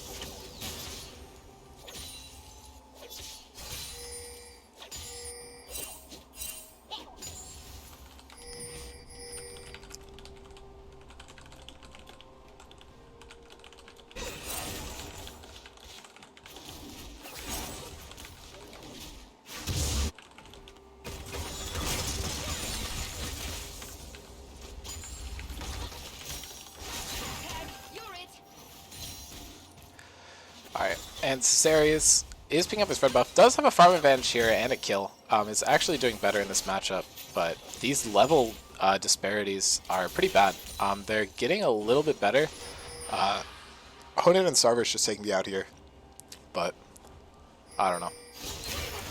Brewer does just get with the root here, gets hit with Lux ulti, just burns the flash, doesn't want to risk dying. I'm not sure if the damage was there to kill him, but super risky, especially if you don't know who else is around there. Gnar gank coming through, does not want to deal with the Fiora in the side lane, knows he's down a couple levels. I'm not sure what he's going to be able to do to the Lux here, especially without Mega. Basically just lets Brewer get this shove off.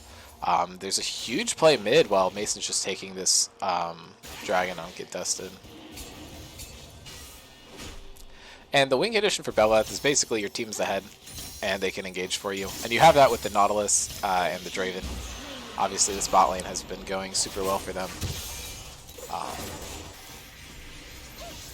A lot of poke coming down onto Brewer here, but Garrett does take some damage in return. Avery just running down Stav. There could be a play here. The Lullaby is just being held. Wow. Huge parry from the Fiora. Is able to basically just block everything. Insane gameplay here. There's just not a kill anymore. Cesarius tried his best. He actually might be able to run this down, but Stav is just doing so much here. And now Jacob's in a little, or Jacob doing well. Sarvis was in a little bit of trouble. Jacob made a good play. And Honen tries to get a Lantern out, but Jacob just stands on top of it and completely denies it. Now Stav's in a little bit of a risky situation. The Talia ult is coming down. Yeah, the stun comes out. Stav tries to dash in, but okay, there we go. Now the kill is picked up. That's 500 gold to Brewer. He's actually not doing that bad. He's up 600 gold in his enemy laner. Mason is also down a bit, but the Ashe and Thresh are just not champions at this point. They're a total of 4 levels down on their opponents still. They're just expending everything. I'm not sure if that gold was even anything. Like, Draven probably got 100 plus passive there. Stav now running back top. Sarvis is trying to get as much done as possible. Burns the flash. Is trying to get them to commit. Is going to get a kill back onto Jacob there. And Draven takes so much damage. Cesarius is down on the bottom side of the map. And Draven doesn't have life steal, but Cesarius is probably just going to get one tap to be showed up. But really, that is just kind of a gold reset, though. He didn't get the shutdown onto the Draven. So the amount of gold transferred over might just not be worth it. This is a 6k deficit here.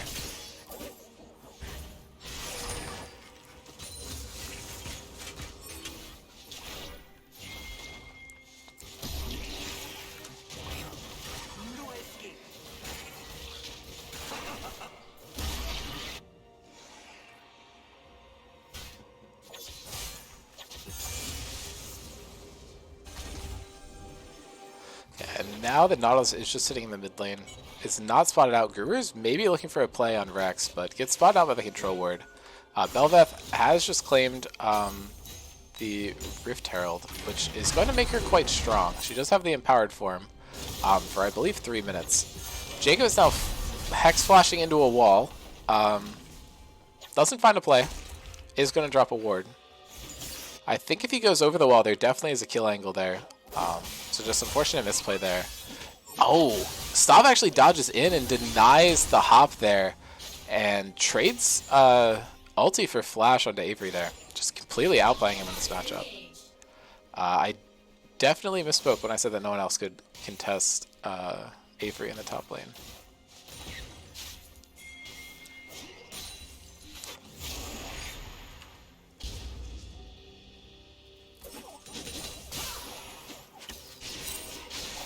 And now Rex is just getting so much damage down. Gets the stun though, and Cesarius is here. So much damage going down there. Able to just pick him up. 1,000 gold going over to Sarvis, who's now trying to kite out, but he's in such a weird position here. Brewer is here, able to get some stuff down, but that's really just a 1 for 2. But those 2 kills are not worth basically anything, and the 1 kill is worth 1,000. So that is going to help them very slowly inch back into this game, but they're still down 7k gold at 12 minutes. So it's definitely not a good position for them. This Bel'Veth wave is just disgusting. It's pushing so hard.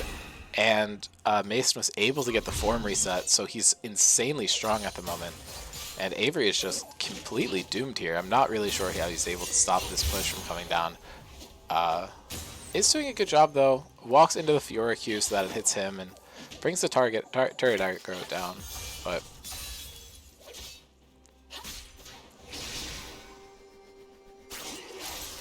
hook does not hit, but they're playing out of range of Jacob, so they're not going to get snagged up by that. Now Garrett's actually just up a lot of CS. It seems like Brewer had to roam to make some of these plays possible, and now Garrett's just profiting off of it. Looks like they're trying to set up another dive bot lane. Mason is playing pretty aggressively, but he's going to just get matched by Cesarius here. Was trying to steal the camps, but just isn't going to happen.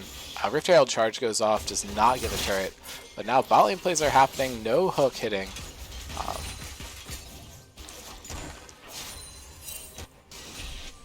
Yeah, everyone around the map for Metabusters is just playing super well this game. Cesarius and Guru are having a really solid game, but the rest of their team is just super far behind, which is making it a bit hard. The Lux ult comes down, doesn't get anything. Cesarius is maybe looking for a wraparound play, but it's going to be tough. Mason picking up a second dragon for his team. The gold lead is constantly decreasing a little bit, but maybe not enough. The flick just doesn't hit. Wasn't sure if the flash had to come out there, but it ultimately did not. And now the dive's coming down. Jacob is maybe going to die to tower again. Actually is not picked up, but Sarvis might live. Draven ult is available, and Stav just solo kills Avery on the top side of the map.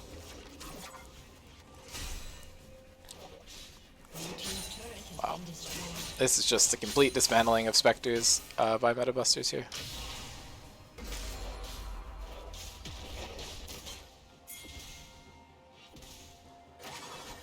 Bel'Veth is coming in here. It's really hard for her to dash on this play. The flick comes down and gets the stun. Gruer's just going to try and leave. Knows he doesn't have the damage to kill.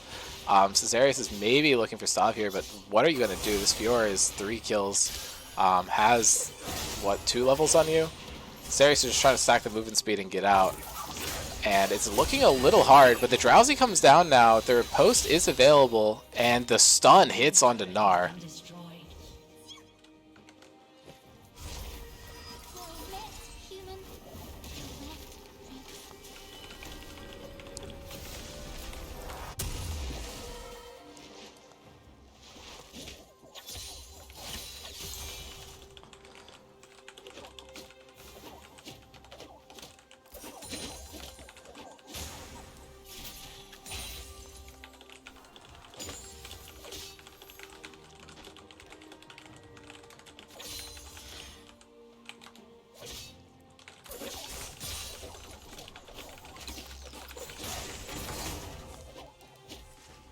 Alright, Talia is ulting down here. Stav is maybe caught out. Burns the immune on nothing, but just has so much healing coming out. Rex is in a really good position here. Could get something done, but They are just all kind of getting escorted out. If Nautilus is able to flash in and make a play, then maybe. And now Caesarius is falling down low.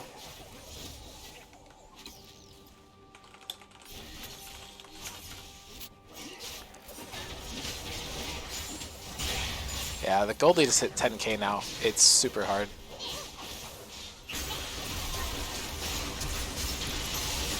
Alright, and now Honan looks to get a pick. Jacob is going to fall down again. Some turret damage comes out. Oh man, Rex just flashes over it. I'm not sure if he's going to be able to get the auto, but he just deals so much damage to Caesarius. It's rough. Brewer looking for the poke, but they just don't have consistent DPS, and Rex is able to hit 2. That's 13, 1 and 1. And Sav is able to pick up a kill on the other side of the map.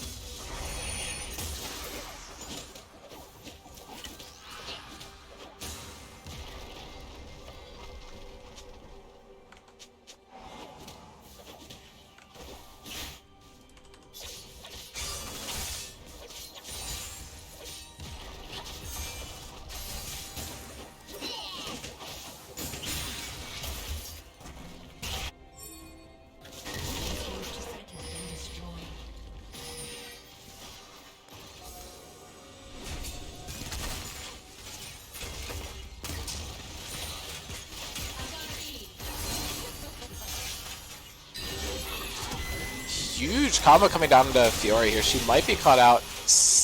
Blocks a lot. Really good play here, but yeah, the 4-for-1 is just pretty hard. Unfortunately, they have not been able to claim the second 1,000 gold shutdown that this Draven has, but Spectres is trying their best to scrape their way back into this game.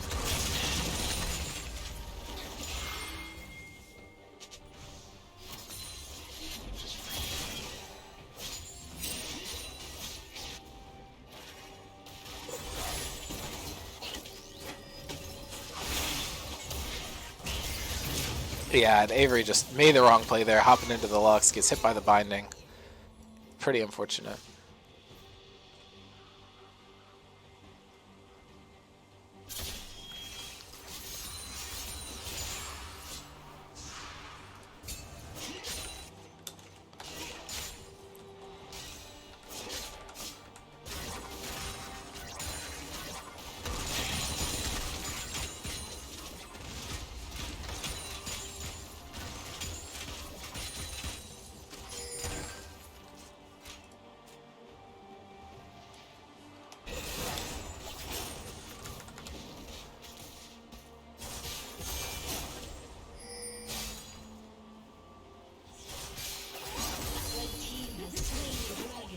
And Stav is running again. It is a 1v4 again, so maybe he won't win. Caesarius is going to fall down there, but it's a 1-for-1. Getting so much done on this split push.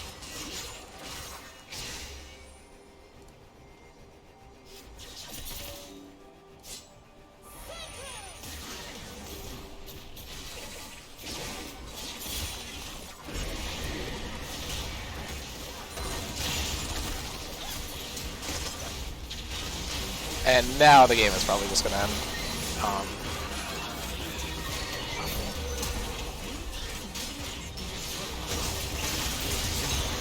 Yeah, this is just over.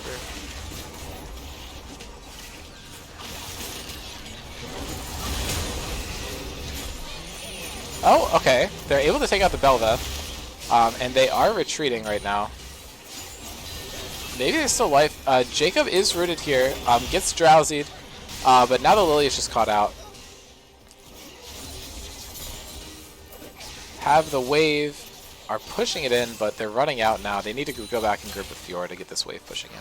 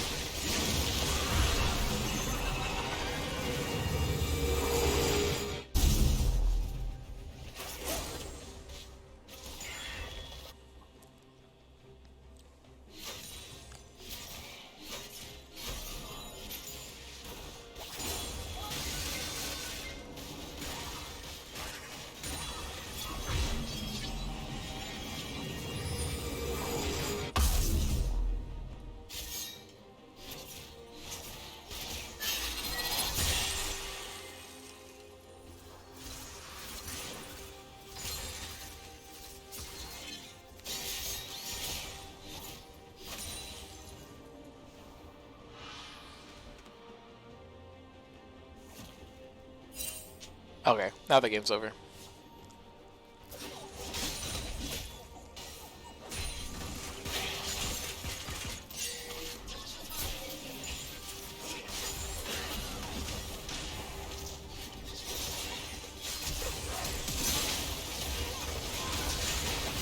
They might be able to kill Jacob, but nope.